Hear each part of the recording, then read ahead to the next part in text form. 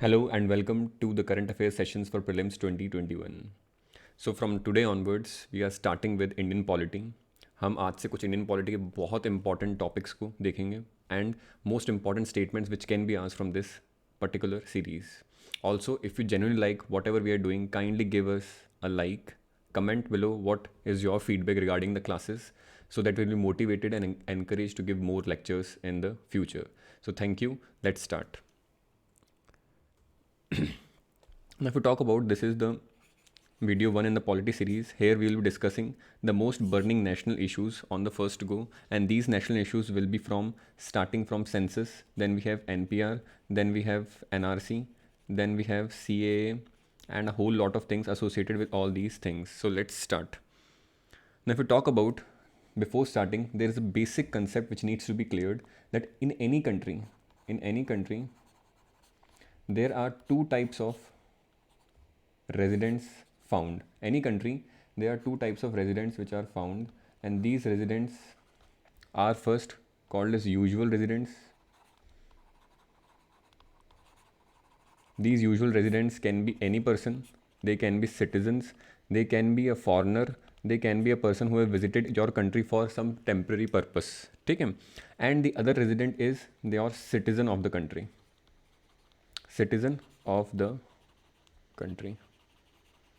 ठीक है? So these any resident of any country can be classified into these usual residents, which can be citizens and which can be foreigners which have traveled to your country from any other place for temporary purpose, and the citizens of the country in itself.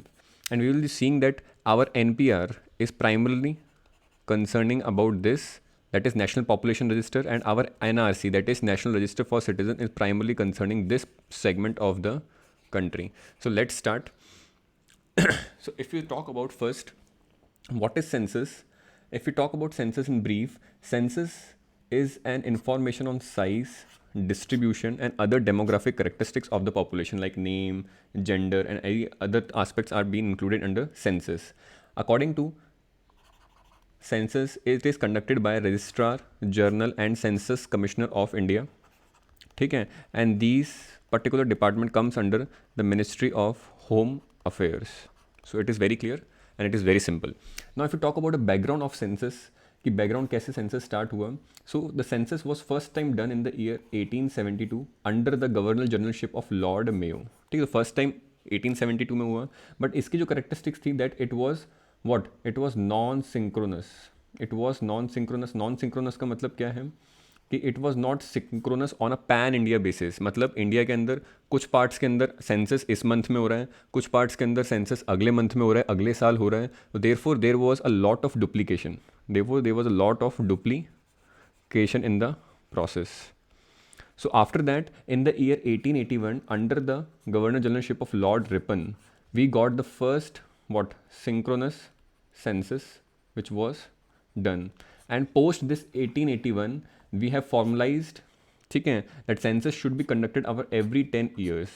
And after 1881, there was not a single time that this process or this exercise of census which is done in every 10 years is interrupted. ठीक है? 1881 के बाद हर बार properly हुआ है. ये synchronise था, तो इसमें क्या था? Duplication was less. Now if you talk about, ठीक है, तो ऐसा ऐसा चलता गया. ठीक है, and we have done the last census in 2011, और जो लेटेस्ट सेंसस है we will be planning to do in 2021. अब देखते हैं, कोविड के कारण it might get delayed, but let's C.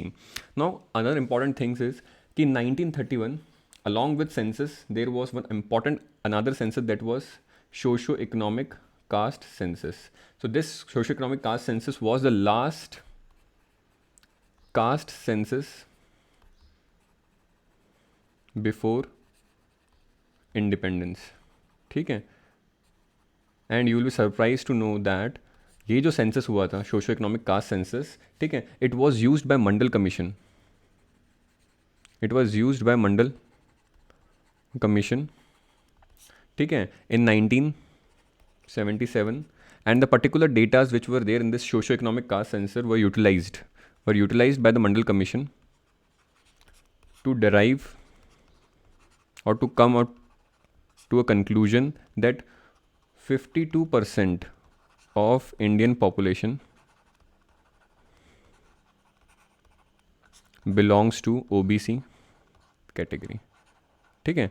So after taking into account this particular socio-economic caste census, Mandal Commission 1977 came to a conclusion that 52% of Indian population belongs to OBC category. ठीक है. Similarly, there was also one socio-economic caste census which was done, ठीक है, around 2011, but the data of this particular census has not been revealed till date. Data not revealed till date. So these are important things to know. ठीक है. And there are certain important facts which you need to know about the census of 2021. ठीक है. This particular census, ठीक है, will be having this time a caste column separately. इसमें caste column होगा separately 2021 वाले census में. So therefore we don't need to do a separate exercise for socio-economic caste census. उसका caste census करने का एक हमारे को अलग exercise नहीं करनी पड़ेगी because there will be a caste column. Then if you talk about the census, this time will be done in 18 languages. 18 languages out of the 22 scheduled languages which are given in the 8th schedule. ठीक है. 8th schedule के अंदर 22 languages हैं, उसमें से 18 languages के अंदर the census will be carried this time. Earlier जो 2011 वाला हुआ था उसमें 16 लैंग्वेजेस थी, इसमें कितनी है? 18 है, अलॉन्ग विद इंग्लिश. इंग्लिश तो we know that it is an administrative language. ठीक है. This is fine.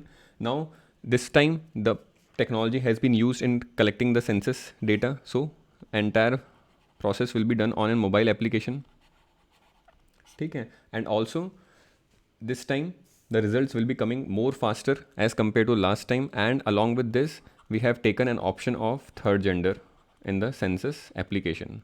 An option of third gender is specifically mentioned in this time's census. तो 2021 में सेंसस जो होगा उसके अंदर कुछ रिलेटेड कैरेक्टरिस्टिक्स हैं, और this is all about the census which you need to know about the prelims perspective. अब हम आते हैं हमारे पास एनपीआर के ऊपर, that is national population register. National population register. Now what is this national population register? This is a register of the usual residents. ठीक है, ये कीवर्ड है. This keyword can be asked in the exam कि what is usual residents of a country. तो usual residents of a country कौन से होते हैं?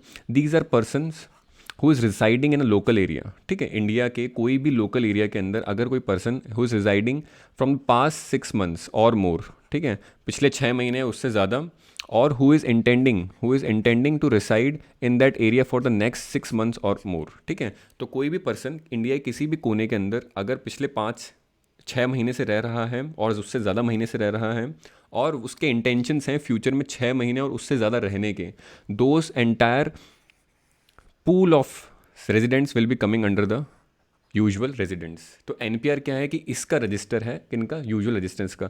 तो इसमें क्या है कि सिटीजन्स भी होंगे हमारे, इसमें क्या है कि फॉरनर्स भी होंगे हमारे, और entire population will be tracked in this particular NPR, national population register. सारी पॉपुलेशन होगी. Population can be residents who are temporary in nature, can be citizens who are permanent in nature. Again, this exercise of NPR will be conducted by Registrar General and Census Commissioner of India, which is again under Ministry of Home Affairs. ठीक है, this is very clear, very simple. Now, if you talk about timeline, अभी timeline क्या है NPR की? NPR का concept first time कब आया था? जब सेंट्रल गवर्नमेंट ने, ठीक है, wanted to make a comprehensive database of people living in India. ठीक है, this is people not citizens, this is people living in India.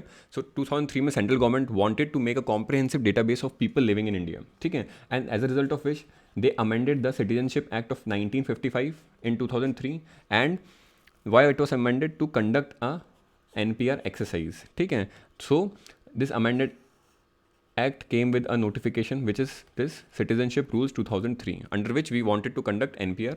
So there were NPR conducted in 2005, and then there were updations in 2010 and 2015, and we are now wanting to conduct this NPR exercise in the house listing exercise or the house listing phase of census 2021. तो census जब भी होता है तो उसका एक house listing phase होता है. ठीक है, जब भी क्या है कि हाउस लिस्टिंग फेज एक्सरसाइज होती है सेंसस की, तो उसके अंदर क्या है कि we are trying to complete this NPR और we are trying to update this NPR. ठीक है, तो वो हाउस लिस्टिंग एक्सरसाइज कब होगी? 2020 में. ठीक है, दिस इज़ वेरी क्लियर. ठीक है, now in between this particular duration we also got Aadhaar. ठीक है, so there are now various confusions regarding कि how Aadhaar is different from NPR and what is the differences between these two. So हम उसको भी देख लेते हैं, आधार और NPR में डिफरेंस क्या है. तो अब बात करें आधार वर्सेस NPR की. So Aadhaar is a verifiable 12-digit identification number which is release by UIDAI. ठीक है, जैसे unique identification authority of India. तो एक 12-digit unique identification number issue करती है. पर Aadhaar after supreme court's verdict, ठीक है, that it has been consider more voluntary exercise, मतलब if citizens want to avail certain services from the government, ठीक है, then they can register through Aadhaar, otherwise it is not a necessary thing to avail the services for the government programs and projects, ठीक है. But NPR is considered a compulsory exercise, ठीक है. Also the main purpose of Aadhaar was to avail the certain services offered by government of India, ठीक है.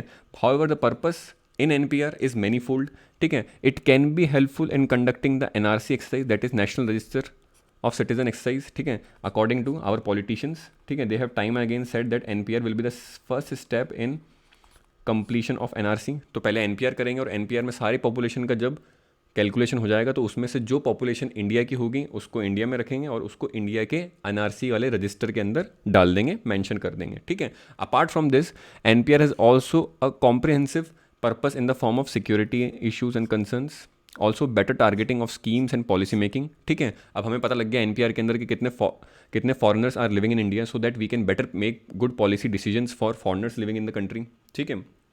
कितने country के अंदर migration आ रहे हैं, जा रहे हैं, we can also better able to comprehensively make a migration policy for the country, ठीक है. तो आधार ये है. Also we also all know that Aadhaar is not a proof of citizenship. Similarly, a person's name in NPR will also not be considered as a proof of, not a proof of citizenship, ठीक है. तो NPR के अंदर भी अगर आपका नाम है तो there is not a proof of citizenship. आपका सिटीजनशिप का प्रूफ तो किस में होगा, अगर आपका नाम किस में है, एनआरसी में, that is national register of citizens. तो आधार और एनपीआर के अंदर डिफरेंस है. अब जो एक्सरसाइज होगी उसमें there are certain people who are saying कि यहाँ पर बहुत सारा क्या होगा, डेटा डुप्लीकेशन होगा, बिकॉज आपने क्या है कि आधार में ऑलरेडी इतना सारा डेटा ले रखा है, तो why you are doing this data duplication. तो आधार के अंदर we have taken just the biometric details, but in NPR that is national population register we are intending to take both biometric details and demographic details, ठीक है. तो इसमें demographic details हैं और this में डेमोग्राफिक डिटेल्स सेंसस की जो demographic details है उससे बहुत ज़्यादा है. So it's a format of 20 to 25 items, ठीक है, और details which needs to be taken by the government officials इसमें देंगे. अब अगर मान लो ये पर्सन ए है, this is person A who has registered with Aadhaar के बायोमेट्रिक डिटेल्स उसके पास हैं, ठीक है. सो व्हेन गवर्नमेंट ऑफिशियल्स, ठीक है, when government officials will come to your home during this NPR exercise, ठीक है, and if this person a उसके घर पे आते हैं तो होगा क्या कि पर्सन ए के पास बायोमेट्रिक डिटेल्स तो हैं, ठीक है, तो उसकी बायोमेट्रिक डिटेल्स वापस नहीं ली जाएंगी, ठीक है. ही विल से कि मेरा एनपीआर के अंदर आप यूआईएन नंबर ले लो, यूनिक आइडेंटिफिकेशन नंबर ले लो, और वहाँ से आप क्या है कि मेरी बायोमेट्रिक डिटेल्स आधार के डेटाबेस से ले लेना.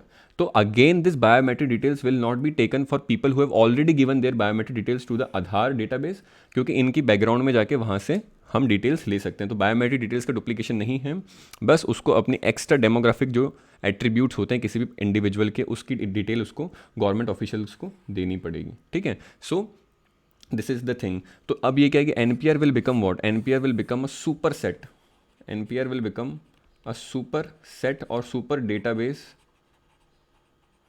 Of information regarding the population living in the country, ठीक है. कंट्री के अंदर जो भी पॉपुलेशन है उसका एक सुपर डेटाबेस बन जाएगा. और अगर मान लो देयर इज़ अ डिफरेंस, अगर मान लो कहीं पे डिफरेंस आता है, difference between information of Aadhaar and NPR, मान लो क्या है कि ये पर्सन ए है, इसने यहाँ पर कुछ इन्फॉर्मेशन दी जो कि क्या है कि थोड़ा सा डिफरेंट है किससे, बायोमेट्रिक डिटेल्स ऑफ आधार. तो लास्ट में इन्फॉर्मेशन कौन सी वाली मानी जाएगी, एनपीआर वाली जो इन्फॉर्मेशन है वो लास्ट में वैलिड और जस्टिफाइड मानी जाएगी, बिकॉज एनपीआर हम 2020 में कर ही रहे हैं अभी. तो यहाँ पर क्या है कि latest information will be taking of that particular individual. हो सकता है यहाँ पर बायोमेट्रिक में या फिर और भी उसने डेट ऑफ बर्थ कुछ गलत डाली हो यहाँ पर आधार कार्ड रजिस्टर करवाते वक्त, तो यहाँ पर अगर वो सही कुछ नई डेट ऑफ बर्थ बताता है या कुछ भी नया नाम बताता है तो this information will be standing true. Now if you come to Assam accord, अब हम क्या है कि इन तीनों चीज़ों को देखेंगे कि कैसे ये क्या है कि विल फॉल इन प्लेस, कैसे एनपीआर, आधार, सेंसस और कैसे एनआरसी एक प्लेस में आते हैं. पर उससे पहले we need to understand about Assam accord.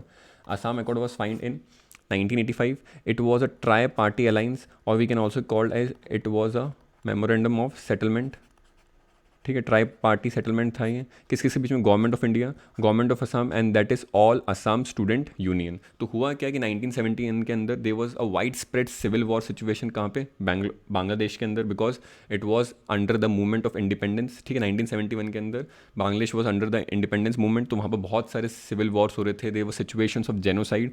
So a large group of people, mass migration was happened from Bangladesh towards Assam. और असम की क्या है कि जो पॉपुलेशन है it started increasing by leaps and bound, बहुत सारी इंक्रीजिंग हो गई पॉपुलेशन के अंदर असम की due to the civil war situations in Bangladesh. तो हुआ क्या है कि वहाँ पर क्या है कि असम के जो लोकल नेटिव्स थे, रेजिडेंट्स थे, तो उन्होंने क्या किया, they started a protest agitation, ठीक है, and they form a union called as all Assam student union, ठीक है। They started agitation that this particular illegal people who are coming from Bangladesh needs to be deported back towards their country, ठीक है, तो उनको वापस बाहर भगाओ, अदरवाइज जो लोकल्स हैं वहाँ के उनको सफ़र होगा किसमें, एम्प्लॉयमेंट अपॉर्चुनिटीज़ में, और जो भी गवर्नमेंट सर्विसेज और प्रोग्राम्स मिल रहे हैं उनको, उसमें उनका नुकसान होगा। Therefore this particular agreement was reach in 1985। Now इस एग्रीमेंट के अंदर देवर 3 कैटेगरीज। अभी कैटेगरीज क्या बनाई, ठीक है, इसका कंक्लूजन जो निकला असम अकॉर्ड का, उसमें 3 कैटेगरीज बनाई।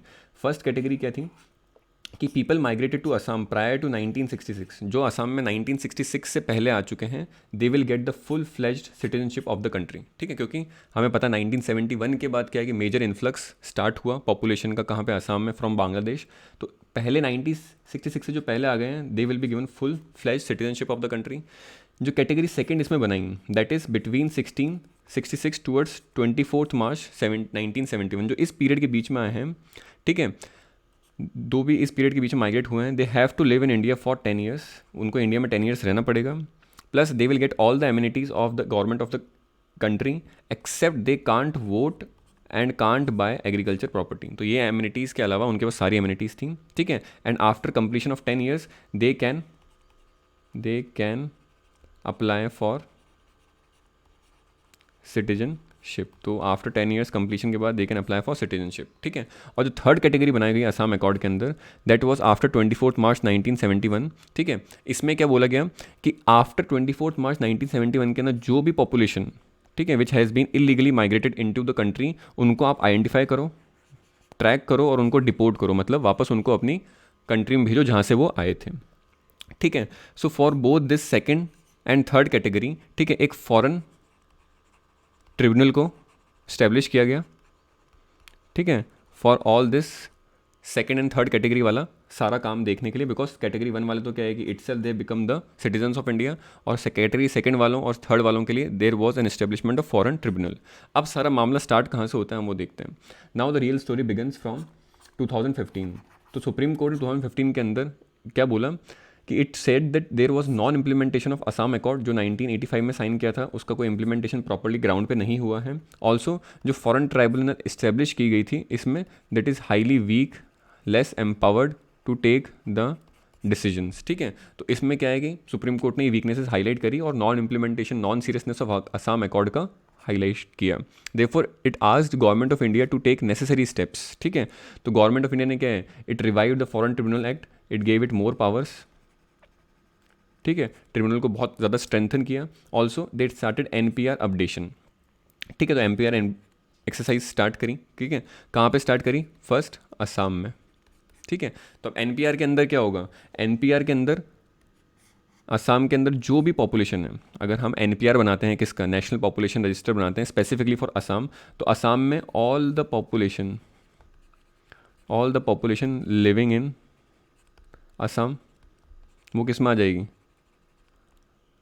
NPR के अंदर, NPR ऑफ असम के अंदर आ जाएगी, ठीक है। तो लेट सपोज कि ये जो पॉपुलेशन आती है ये कितनी है, 100, ठीक है। तो 100 पॉपुलेशन किस में आ गई हमारे पास, जो प्रॉपर पूरी पॉपुलेशन है किस में, असम में आ गई, ठीक है।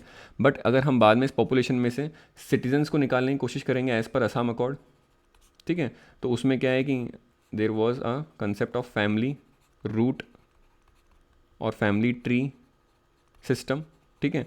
तो अकॉर्डिंगली उसमें से क्या है कि कुछ पॉपुलेशन निकलेगी, सो दैट माइट बी 70। तो 100 is the total population living in the Assam and 70 are the citizens of Assam, ठीक है। Therefore 30 people are what we called as illegal migrants, ठीक है, इलीगल माइग्रेंट्स। ठीक है, तो यही एक्सरसाइज क्या है, एनआरसी की कहाँ की गई थी, असम में, यूजिंग दिस फार्मूला, ठीक है, for the category 2 and category 3 population living इन असम। ठीक है, तो हम हमेशा क्या बोल सकते हैं अगर स्टेटमेंट आता है एग्जाम में, that NRC is a subset of NPR. So this statement is true because NRC तो क्या है, हमेशा एक छोटा पार्ट ही होगा किसका, एनपीआर का, क्योंकि एनपीआर में तो we are taking the number of population, number of people living in any country, that is all the residents. और एनआरसी में क्या है कि जो सिटीजन्स हैं रेजिडेंट्स के, तो ऑल रेजिडेंट्स हो सकते हैं 100 हो, और इंडिया में सिटीजन्स कितने निकले 90, तो 10 कौन हो सकते हैं, इलीगली माइग्रेंट हो सकते हैं, वो 10% के अंदर क्या है कि हमारे पास फॉरनर्स हो सकते हैं, और etcetera etcetera, foreign government officials हो सकते हैं एक्सेट्रा। ठीक है, तो एक्सरसाइज की गई।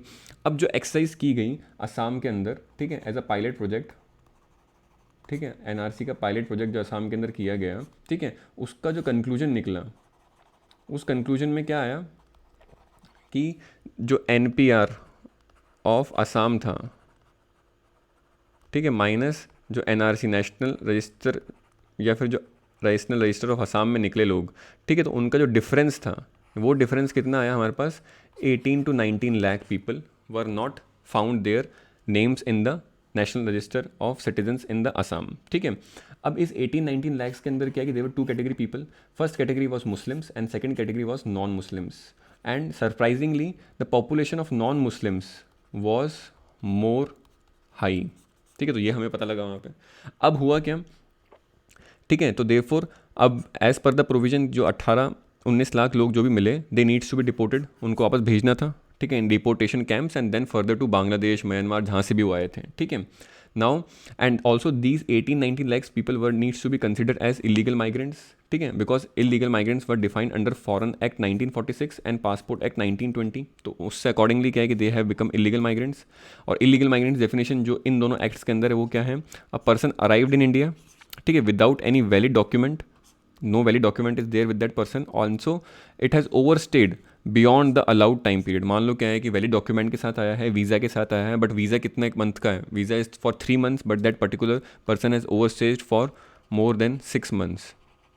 ठीक है, तो उस वो भी किस में काउंट होगा, इलीगल माइग्रेंट में। ठीक है, तो अब क्योंकि non Muslim population was high in number, therefore again government came with what we called as Citizenship Amendment Act 2019. So this particular act gave more power to central government to declare who is legal and who is illegal। ठीक है, तो government ने क्या कि सारी power from the Indian passport act and Indian foreign act से ले ली और खुद के पास लेके, and now government has the power to declare who is legal and who is not legal. ठीक है, तो अकॉर्डिंगली, ठीक है, लीगैलिटी प्रूव करने के लिए a person residing in India before 31 मार्च, ये कट ऑफ डेट रख ली किसके अंदर, बिफोर 31 दिसंबर 2014 की जो डेट है, जो भी पर्सन इंडिया के अंदर इस पर्टिकुलर डेट से पहले है, ठीक है, if that person belongs to a list of religions, this religions की जो लिस्ट है वो क्या होना, Hindu, Sikhs, Buddhist, Jain, Christian, Zoroastrian, that is 6 religions, and this 6 religions are what, these are the minority religions in the neighboring countries who are facing the threat of religious persecution। ठीक है, तो इन the neighbouring countries of Pakistan, Afghanistan and Bangladesh. तो इसका मतलब क्या हुआ कि illegal migrant कौन डिसाइड करेगा, अब सेंट्रल गवर्नमेंट करेगी। सेंट्रल गवर्नमेंट इलीगल माइग्रेंट को किस तरीके से डिसाइड करेगी कि अगर जो भी पर्सन इंडिया में रह रहा है बिफोर 31 दिसंबर 2014, अगर वो इन 6 रिलीजन से ताल्लुक़ रखता है, कौन कौन से, Hindu, Sikh, Buddhist, Jain, Christian, Zoroastrian, और अगर वो 3 कंट्रीज से इंडिया के अंदर आया था, कब, before 31 December 2014, that is from Pakistan, Afghanistan and Bangladesh, that person can apply for citizenship of India. आप सिटीजनशिप ऑफ इंडिया को कैसे अप्लाई करेगा, this we can see in the next slide, कैसे अप्लाई करेगा वो भी देख लेते हैं। ठीक है, तो सिटीजनशिप अप्लाई करने के लिए we had these how to acquire citizenship. ठीक है, तो we always refer what, citizenship act 1955। ठीक है, और सिटीजनशिप एक्ट 1955 के अंदर वी हैव 4 वेज कौन से हैं, by birth, you can take the citizenship by descent, by registration, and fourth is by naturalization. ठीक है, तो इन 4 तरीकों से you can acquire citizenship in the country of India. ठीक है, अब नेचुरलाइजेशन के अंदर क्या तरीका था? ठीक है, person ordinarily residing for 12 years plus fulfil the conditions under schedule 3 of citizenship act 1953। अब शेड्यूल 3 में क्या है कि a person should be of good character, he should not have a dual citizenship, मतलब उसके पास क्या है कि इंडिया की कंट्री की सिटीजनशिप के लिए तो अप्लाई कर रहा है, बट उसके पास किसी और कंट्री की सिटीजनशिप ऑलरेडी है, तो ऐसे पर्सनस को क्या है कि वी आर नॉट एंटरटेनिंग। तो शेड्यूल 3 में ये सारी कंडीशंस मेंशन की गई हैं। ठीक है, तो 12 ईयर तक रहने का मतलब क्या है? दिस 12 ईयर्स आर कि आप 11 ईयर्स तक रह रहे हो, you are residing in the country for 11 years in the past 14 years cumulatively. ठीक है, मान लो हुआ क्या कि आप 2 साल रहे, फिर 1 साल मान लो चले भी गए, then again you are continuing for another 5 to 6 years, then again you are going outside for 1 year, but आप पिछले 14 साल में क्यूमुलेटिवली एग्रीगेटेडली आप 11 ईयर्स तक रहने चाहिए। ठीक है, also you should be totally remaining in the country for 1 year before applying to citizenship under naturalization process. ये हमारे पास अभी तक का पूरा तरीका था। बट सिटीजनशिप अमेंडमेंट एक्ट 2019 ने क्या है कि इस सिटीजनशिप अमेंडमेंट एक्ट को चेंज किया, और ये जो प्रोसेस है नेचुरलाइजेशन का, इसको भी क्या है कि चेंज कर दिया। Now this particular period of 11 years, ठीक है, has been reduce to 5 years. तो अब क्या है कि आपको cumulatively any person needs to remain in the country only for 5 years. ठीक है, और ये 1 ईयर वाला कंसेप्ट जो है वो तो इंटैक्ट है ही, तो 5 + 1 तो अब कितना हो गया है? 6 ईयर्स।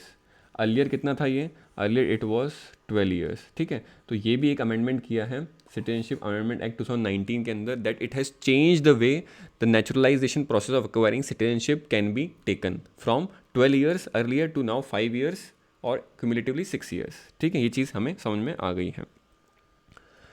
तो अब होगा क्या कि जो भी पर्सन्स क्या हैं इन 3 कंट्री से ओरिजिन रखते हैं और they are belonging to these particular 6 minority religions in the neighbouring countries of Pakistan, Afghanistan and Bangladesh, can now apply for citizenship via naturalization, and that is for 6 years वाला प्रोसेस से, and the date will be before 31 December 2014। ठीक है, तो ये remind करना है हमें। These can be asked in statements, and this is nothing can be asked beyond this particular what we have things we have discussed. ठीक है, अब सब इंपॉर्टेंट फैक्ट्स देख लेते हैं। ठीक है, तो census, NPR and NRC all are carried under registrar general and commissioner of India which comes under ministry of home affairs. ठीक है, तो this is a single body which is conducting all these things. Only NPR and NRC find their mention in Citizenship Act 1955 and Citizenship Amendment Act Rules 2003। ठीक है, इनके अंदर ये दोनों mention find करते हैं। Also the first NRC we did was in the year 1951। तो 1951 के अंदर just after our independence we did the first NRC. ठीक है, और उसके बाद क्या है कि एनआरसी एक्सरसाइज क्या है कि it was pending, it was long pending. So NRC exercise good है, but NRC as an exercise should not discriminate between people living in your country, like Hindus, Muslims, and whatever. But we are not at all interested in going in the political aspects of this particular topic. We are just confining ourselves to the important concepts and important statements which can be asked in the prelims. ठीक है. Then, if you talk about CA 2019 is not applicable to inner line permit areas. So this you need to remember. This can be asked as a statement. ठीक है. Now, if you talk about inner line permit, so what is this inner line permit? ठीक है, this inner line permit is implemented under the Bengal Eastern Frontier Regulation Act, which is 1873. ठीक है, so it is a regulation that is under the Bengal Eastern Frontier Regulation. What it is? It is an official travel document. आपको एक official travel document क्या है कि लेना पड़ता है, which allows you for inward travel of Indian citizens into protected restricted area for a limited period. ठीक है, तो this is an inner line permit is for Indian citizens, it is not for foreigners. ठीक है, पहली चीज़ ये हो गई, ये ट्रैवल डॉक्यूमेंट आपको लेना पड़ता है। ठीक है, जहाँ पर भी inner line permit system applicable है। ठीक है, एप्लीकेबल कहाँ है? At present it is applicable in 4 states of the country, that is Arunachal Pradesh, Nagaland, Manipur, Mizoram. ठीक है, तो जब भी any Indian citizen wants to come into these states, it needs to take a permission from the local authorities of that particular state की जो local authorities होगी वहाँ से you need to take the permission under inner line permit system. Now what is protected area permit? This is for foreigners, ठीक है, like inner permit is for Indians, for Indian citizens, this is for foreigners, and it is under the foreigners protected area permit act, ठीक है. It is was रफली around in the year 1958 I guess, so year is not important but it is under this act, ठीक है. To visit tourist places, ठीक है, it is applicable to areas falling between inner line by order, ठीक है. Any state government can define what is inner line of any state and the international border of the state, ठीक है. तो मान लो ये कोई भी क्या है कि बॉर्डर स्टेट है, ठीक है, it is a border state, ठीक है, और बॉर्डर स्टेट के अंदर कोई इनर लाइन होगी, तो ये जो पर्टिकुलर स्टेट के अंदर बॉर्डर एरियाज से और जो इनर लाइन के बीच का जो डिस्टेंस होगा, यहाँ पर कोई भी टूरिस्ट को अगर विजिट करना है, देन ही और she needs to take a protected area permit, ठीक है. And this protected area permit is given by ministry of home affairs. This is not given by local authorities, it is given by Ministry of Home Affairs. And specifically, if any tourist wants to enter to Sikkim and Andaman Nicobar, they should be given what again, restricted area permit, which is under Ministry of Home Affairs. That is restricted permit area for Sikkim and Andaman Nicobar will also be given by Ministry of Home Affairs to the tourist, ठीक है, और the foreigners, ठीक है. और Indians के लिए कौन सा inner line permit.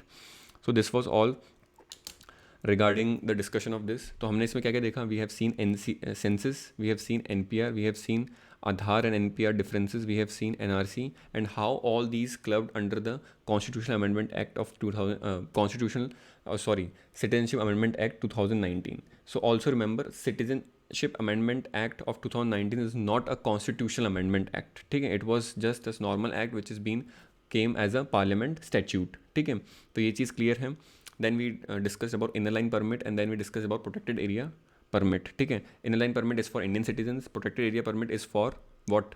For foreigners, ठीक है, given by Ministry of Home Affairs, and inner line permit given by local authorities of the states in which inner line permit system is there, which are 4 states, that is Arunachal Pradesh, then all the series वाले state हो जाएंगे कौन कौन से, Nagaland, Manipur and Mizoram, ठीक है. तो this was all regarding this first lecture of Indian polity, ठीक है. We will be coming more videos of Indian polity in the later, but do like the video and share with your friends. Thank you and have a nice day.